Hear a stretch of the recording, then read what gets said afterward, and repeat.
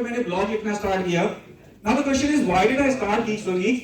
सी मैंने टियर 3 से बीटेक करा है और फिर मैंने आईआईटी रुड़की से एमटेक करा है, and in both the campuses I saw certain problems. Tier 3 में तो यार पढ़ाई का इतना प्रेशर होता था हमारे ऊपर, हम एक यूनिवर्सिटी के अंडर में आते थे, पेपर बाहर से सेट होते थे, पढ़ाते कोई और था, पेपर कहीं और से आते थे, चेक कहीं और होते थे। तो सबसे पहला काम तो एकेडमिक क्वालिफाई करना ही हो जाता था कि कैसे भी करके एकेडमिक क्वालिफाई हो जाए। और जॉब का तो पता ही नहीं था, कोई पता भी नहीं था कि जॉब में कंपनीज क्या एक्सपेक्ट करते हैं। उसके बाद जब मैं एमटेक में गया तो वहां पे एकेडमिक प्रेशर बहुत कम था रिलेटिवली आईआईटी में, क्योंकि जो लोग पढ़ा रहे थे वो ही पेपर सेट कर रहे थे। वहां पे क्या था कि कंपनीज बहुत आते थे, लेकिन 4 सेमेस्टर का एमटेक था, 3 सेमेस्टर तक किसी को पता नहीं था कि कंपनी क्या पूछेंगे, प्लेसमेंट होंगे। जब 14 सेमेस्टर आया, जब पता चला कंपनीज आने वाले हैं, तब हम सब लोगों ने प्लेसमेंट की तैयारी स्टार्ट की वहां पे आईआईटी रुड़की में। वही तैयारी ऐसे होती थी कि लोग ग्रुप में क्वेश्चंस डिस्कस करते थे। और अगर आप इंजीनियरिंग की बात करो तो इंजीनियरिंग में क्या होता है कि आप बहुत सारे सब्जेक्ट पढ़ते हो। फर्स्ट सेमेस्टर से लेके बहुत सारे सब्जेक्ट हम पढ़ते हैं, physics, chemistry, thermodynamics, electrical and so many subjects. And when it comes to job, and most of us we all talk about passion, following the passion, but if you see Indian setup, most of us go for a job. Even the entrepreneurs in India, most of the entrepreneurs, they start their entrepreneurship journey this way. They first join a job, right? Work there for some time, then learn some things like the company कैसे run करते हैं. They make some money and then they go for entrepreneurship. That's how I also started, right? So I was in IIT Roorkee. और वहां पर जब अपने बहुत सारे रुड़की में मैंने पढ़े एडवांस डीबीएमएस, कंप्यूटर नेटवर्क और पता नहीं क्या क्या। जब प्लेसमेंट का टाइम आया तब जाके पता चला यार कि कंपनीज का जो एक्सपेक्टेशन होता है, all they need is coding skills, your DSA skills और प्रॉब्लम सॉल्विंग स्किल्स। आप 4 साल के बीटेक में जो भी पढ़ते हो वो एक तरफ, और जब जॉब की बात आती है तो कोडिंग स्किल्स और प्रॉब्लम सॉल्विंग स्किल्स एक तरफ। तो यहाँ पर जो मेरा टॉपिक भी है, this is about interview preparation. So I would say guys, आप जिस भी ईयर में हो, चाहे आप फर्स्ट ईयर में हो या सेकेंड ईयर में हो या थर्ड ईयर में हो या फाइनल ईयर में हो, focus on your data structures and algorithm skills, focus on your coding skills. अगर आप थर्ड ईयर में हो तो आप ऑलरेडी काफी लेट हो, अगर आपने डीएसए अभी तक नहीं सीखा है या प्रॉब्लम सॉल्विंग स्किल अभी तक आपके ऐसे नहीं आए हैं, तो आप अभी ऑलरेडी काफी लेट हो। आपने इंजीनियरिंग काफी इंजॉय कर लिया ऑलरेडी, राइट? और अगर फर्स्ट ईयर में हो तो आपको अभी से स्टार्ट कर देना चाहिए। Don't wait for the teachers कि जब टीचर्स आगे पढ़ाएंगे डायनामिक प्रोग्रामिंग, सॉर्टिंग एल्गोरिथम्स या डेटा स्ट्रक्चर्स, तब जाके ये पढ़ना है। Start right now, right? And if I summarise this whole engineering degree, और मैं इतने कॉन्फिडेंस के साथ बोल सकता हूँ क्योंकि I have been this industry for so many years. मैंने पहले 2004 में बीटेक करा था, तब भी मैंने जॉब मार्केट देखा है पूरा सॉफ्टवेयर जॉब्स का। उसके बाद मैंने 1 साल स्ट्रगल किया जॉब के लिए, वो भी तब भी मैंने मार्केट देखा है। उसके बाद मैंने आईआईटी रुड़की में एमटेक करा, तब भी मैंने देखा है उन कॉलेजेस में क्या होता है जहाँ बहुत ज्यादा प्लेसमेंट होते हैं। मैंने वो वाला मार्केट भी बहुत क्लोजली देखा है। और एमटेक करने के बाद मैंने जब डी शो में जॉब करा, उस 2.5 साल मैंने कुछ प्रिपरेशन नहीं करा, इंटरव्यू नहीं दिए। लेकिन जब मैं जेआईटी में डी शो करने के बाद I went to this engineering college for teaching, JIT engineering college. JIT जानते हो आप लोग? JIT Noida. So I taught there for 5.5 years, और वहां पर भी मैंने देखा है कि जो स्टूडेंट्स होते हैं उनके क्या स्ट्रगल्स होते हैं। JIT is kind of tier 2 college, IIT you can say tier 1, JIT is tier 2, and the college where from where I did my BTech it was tier 3 college. तो जेआईटी में क्या था, वहां पे भी लोगों का अलग टाइप का स्ट्रगल होता था। वहां पर कंपनीज तो आते थे, राइट? और जो टॉप कंपनीज होते थे जैसे अमेज़न, माइक्रोसॉफ्ट, एडोबे, उनके वो ऑनलाइन राउंड्स में पार्टिसिपेट करते थे, वो कैंपस में नहीं आते थे या पूल कैंपस होता था। तो मैंने उन लोगों का भी स्ट्रगल देखा है कि वो लोगों की क्या प्रॉब्लम्स होते हैं। So I have lot of experience and I know I run a company, Geeks for Geeks, which is like the most popular for interview preparation, right? And most of these students when they are in the engineering college, उनके सबके senior उनको बोलते हैं GFG कर लो, placement हो जाएगा, right? That's what most of the people say.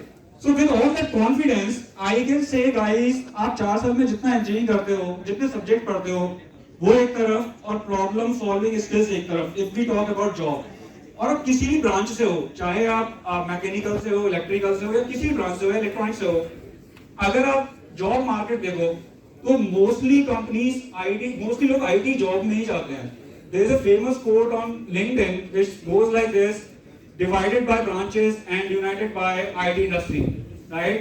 So most of the people, they go for IT jobs only. And when you talk about these IT jobs, इनका जो सिलेक्शन प्रोसेस होता है वो कैसे होता है? Can anybody tell me like कि पहला राउंड क्या होता है मोस्टली कंपनीज में?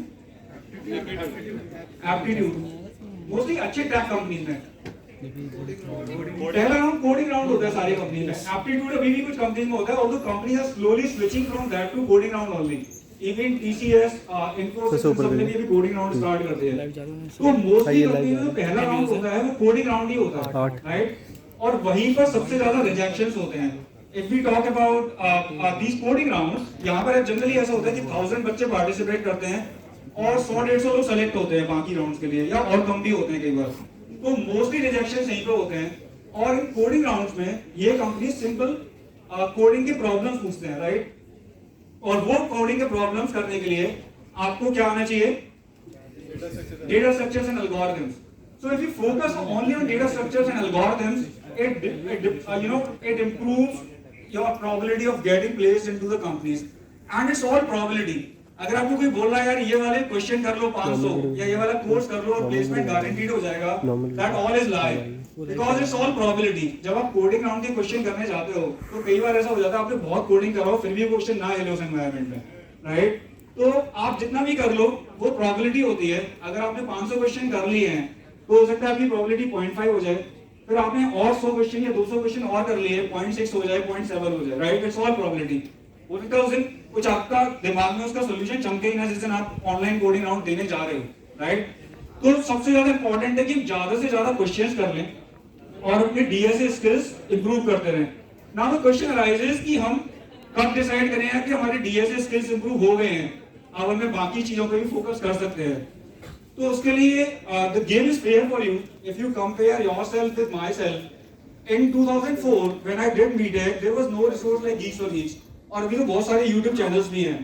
तो हमारे टाइम पे तो हमें पता ही नहीं था. और होता क्या था कि जिनके कोई रिलेटिव होते थे कि एल्डर ब्रदर है या कजन है या फिर किसी के अंकल है जो सॉफ्टवेयर कंपनी है, वो लोग तो बता देते थे यार कि यार अगर तुम्हें कंपनी में जॉब करनी है तो ये तैयारी कर लो, ये वाले क्वेश्चन कर लो, ये पूछते हैं कंपनी वाले. जो मेरे जैसे लोग थे बहुत सारे जिनको कोई आइडिया ही नहीं था, राइट? अभी वो बिल्कुल फेयर गेम है. सारे interview experiences Geeks for Geeks पे अवेलेबल है सारे कंपनीज के, राइट? तो आपको बस क्या करना है, आपको DSA, data structures and algorithm पढ़ते रहना है, साथ में उनके क्वेश्चंस का कोडिंग प्रैक्टिस करते रहना है. For example Geeks for Geeks के प्रैक्टिस प्लेटफॉर्म पे सारे क्वेश्चंस कंपनी वाइज टैग्ड हैं, आप उन्हें कंपनी वाइज प्रैक्टिस भी कर सकते हो, राइट? और आपको फिर क्या करना है, अगर आपको लग रहा है कि आप मुझे बहुत आगे रहा, फिर आप इंटरव्यू एक्सपीरियंसेस पे जाओ और इंटरव्यू एक्सपीरियंसेस पे आप जाके देखो. अगर आप Amazon टारगेट कर रहे हो फॉर एग्जांपल, Amazon का इंटरव्यू एक्सपीरियंस उठाओ और उसमें जाके देखो यार कि Amazon का जो फर्स्ट राउंड है ऑनलाइन कोडिंग राउंड, उसमें जो 2 क्वेश्चन पूछे गए हैं वो मैं कर पा रहा हूँ या नहीं कर पा रहा हूँ 1 घंटे में. अगर आप कर पा रहे हो 1 घंटे में, राइट, आइडियली आपको 1 घंटे में नहीं, आपको 45-50 मिनट्स में कर लेने चाहिए, क्योंकि प्रेशर एनवायरनमेंट में थोड़ा ज्यादा टाइम भी लग जाता है कई बार. और वो कई बार एनवायरनमेंट अलग होता है, वो अलग अलग एनवायरनमेंट पे कोडिंग कॉन्टेस्ट कराते हैं, तो वो एनवायरनमेंट समझने में टाइम लग जाता है. तो आप अगर 45-50 मिनट्स में वो कोडिंग क्वेश्चंस कर पा रहे हो तो आप एम्प्लॉयबल हो. और आप अगर 15-20 ऐसे इंटरव्यू एक्सपीरियंस उठा लो और आप उनके क्वेश्चन 45-50 मिनट में करने लग पा रहे हो तो आप एम्प्लॉयबल हो गए हो. फिर आप अपनी इंजीनियरिंग में कुछ भी इंजॉय कर सकते हो.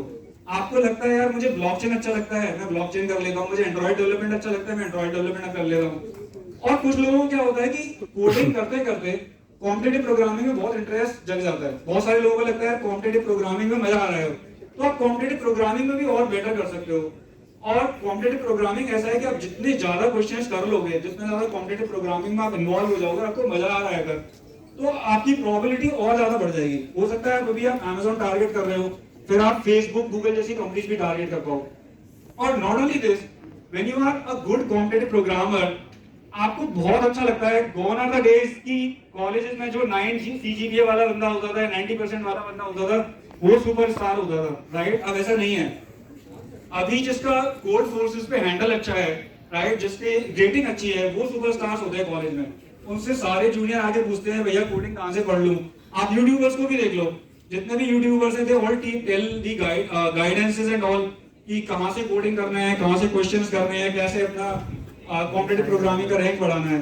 तो प्लेसमेंट पॉइंट ऑफ व्यू से नहीं, इन जनरल भी आपको बहुत अच्छी फीलिंग आती है।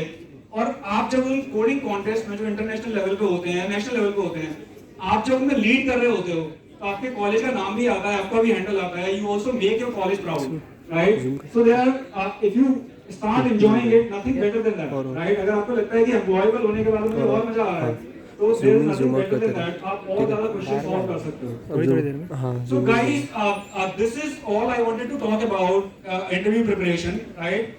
I think Rajiv sir has already taken too much time, so I'll just open with the questions. आप लोगों के जो भी questions हो interview preparation से related या geek story से related, you guys can ask me any question about interview preparation, any question about entrepreneurship. I am open for any sort of question.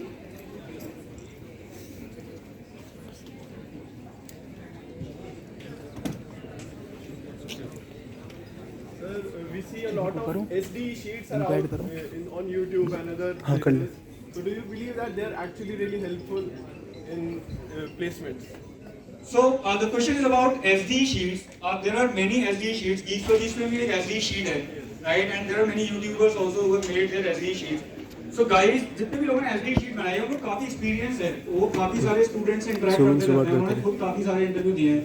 Geek Stories पे भी हमने अपने सारे experience से वो SD sheet बनाई है. तो अगर आप वो कर लेते हो तो अगेन आपकी प्रोबेबिलिटी बढ़ जाती है। आप एक एसडी शीट कर लेते हो तो कुछ प्रोबेबिलिटी होती है, आप 3-4 एसडी शीट कर लोगे तो और प्रोबेबिलिटी बढ़ जाएगी। It's all probability, more and more questions and SD sheets to solve your probability goes higher.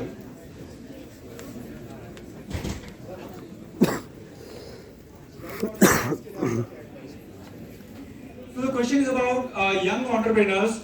Guys, मैंने जितनी भी entrepreneurship की जर्नी है, I just want to tell you this कि अगर आप entrepreneurship में जा रहे हो तो it's not something कि आज start करो और थोड़े दिनों बाद छोड़ दिया।